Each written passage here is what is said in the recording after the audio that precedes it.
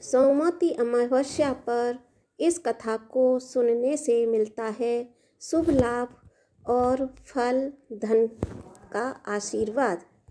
सोमवती अमावस्या धार्मिक ग्रंथों में सोमवती अमावस्या को लेकर कई कथाएं प्रचलित हैं। उनमें से एक है गरीब ब्राह्मण परिवार की कथा। उनकी एक कन्या थी जो कि बहुत ही प्रतिभावान और सर्वगुण संपन्न थी।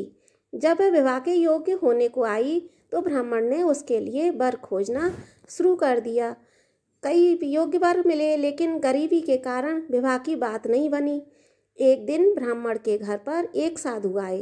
कन्या के सेवा भाव देखकर साधु बहुत प्रसन्न हुए और दीर्घायु होने का आशीर्वाद दिया। ब्राह्मण के पूछने पर साधु ने कन्या के हाथ में विवाह की रेखा न होने की बात कही। इसका उपाय पूछने पर साधु ने बताया, पड़ोस के गांव में सोना नामक धोवन का परिवार रहता है। कन्या यदि उसकी सेवा करके उससे उसका सुहाग मांग ले तो उसका विवाह संभव है। साधु देवता की बात सुनकर कन्या ने धोवन की सेवा करने का मन ही मन प्रण कर लिया। उसके अगले दिन से कन्या रोज सुबह उठकर धोवन के घर जाकर सारा काम करती। एक दिन धोवन ने बहू से कहा कि तू कितनी अच्छी है कि घर का सारा काम कर लेती है। तब बहू ने कहा कि वह तो सोती रहती है। इस पर दोनों हैरान हुई कि कौन सारा काम कर जाता है।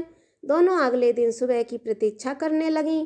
तभी उसने देखा एक कन्या आती है और सारा काम करने लगती है। तो धोवन ने उसे रोककर इसका कारण पूछा तो कन्या सोना धोवन के पैरों पर गिर पड़ी और रो रो कर अपना दुख सुनाया। धोवन उसकी बात सुनकर अपना सुहाग देने को तैयार हो गई। अगले दिन सोमवती अमावस्या का दिन आया। सोना को पता था कि सुहाग देने पर उसके पति का देहांत हो जाएगा, लेकिन उसने इसकी परवाह किए बगैर व्रत करके कन्या के घर गई और अपना सिंदूर कन्या के मांग में लगा दिया। उधर सोना धोवन के पति का देहांत हो गया। लौटते समय रास्ते में पीपल के वृक्ष की पूजा अर्चना की तथा 108 बार परिक्रमा किया। घर लौटी तो देखा उसका पति जीवित हो गया है।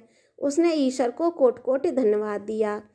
तब से यह मान्यता चली आ रही है कि सोमवती अमावस्या को पीपल के वृक्ष की पूजा करने से सुहाग की उम्र लंबी होती है और इस कथा को सुनने, पढ़ने और कहने से शुभ फल मिलता है।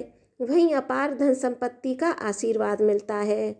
बोलो सोमवती अमावस्या की जय। ओम नमो भगवते वासुदेव।